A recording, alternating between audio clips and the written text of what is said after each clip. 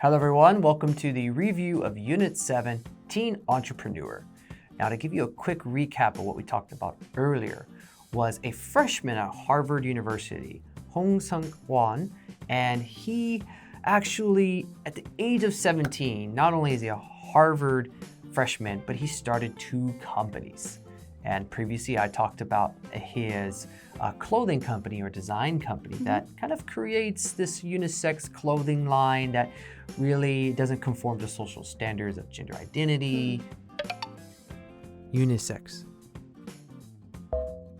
Unisex. Conform. Conform. It appealed to a lot of teens and college-age people, and in 2020 he had over $1 million in sales.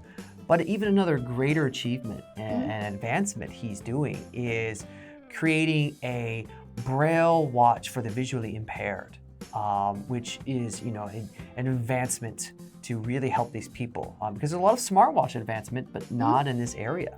Right.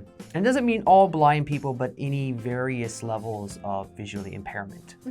And this is a very viable company because he's identified a very niche or targeted market, a unreached, untapped area, and pursued this for both the teens as well as the visually impaired. Viable. Viable. And he's kind of proven that you don't have to be so ruthless in business to succeed. Okay. It's not a dog-eat-dog world, as they say, but you can find an area that's unreached and with more compassion or empathy based on your own experiences. You can reach people and make a business as well.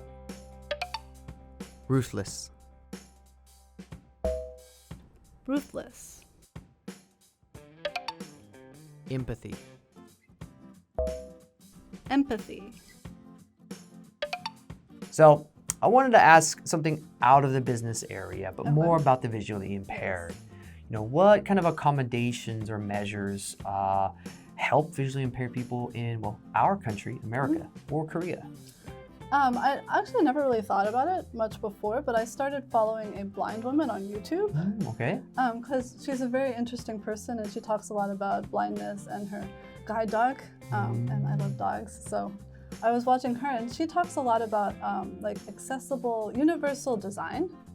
Okay. And so it's not things as simple as the design of shampoo bottles. So when you're in the shower, you can't tell the difference between shampoo and conditioner and body wash if you're blind, right? So putting ridges on the sides or different shapes, something that's very tactile that they can feel with their hands and tell what's the difference. And she also mentioned that they have RFID codes for prescription bottles. Oh. So that you can use your smartphone to tell you, what your prescription, what this medicine is and how often you should take it and all of that, important information that you should know before you take your drugs. So that's in all CVS pharmacies in the US. They can put those on for you if you are visually impaired. So there's, I think, lots of things that you don't really notice as a seeing person that are helping blind people. Right, or things I even never considered. The RFID thing is amazing for medicine because, in America, it's in those different bottles and things. I know in Korea, every little packets. So, it can be quite confusing if it's not already, you're familiar with it. Like you said, something with textile, you can touch it with different textures. The shampoo idea, wow. That's, that's something I never even thought of. I don't use much of it, losing my hair. But I still wash with shampoo. You gotta still wash have with to. body wash. Which in a sleepy state, I have used hair, shampoo for body wash. I think, even as a seeing person, I've tried to wash my hands with a lot of toothpaste because in Korea they have the push bottle toothpaste, and I keep thinking it's body wash, and it's also You're just good. So tired. If you don't speak the language, because if you can't read shampoo or you can't read hand soap, then you can tell by the design of the bottle. Right. And you don't wash your hands with toothpaste. Right.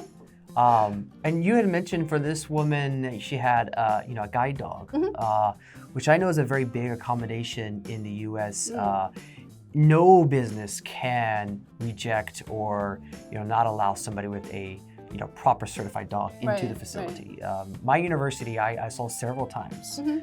They were medically trained dogs for soldiers with PTSD, or even a few blind dogs that I saw.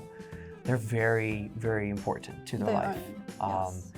And I would say one great thing I saw here in Korea compared to America is the strips that are in the sidewalks and subway stations that guide people. The different texture, different feeling as well. I never saw that in my home city. I've never seen it in the Northeast either. Yeah, so that's a great thing, I think, for vision impaired people. Yeah. All right, well, that's it for our review, and we'll see you on the next one.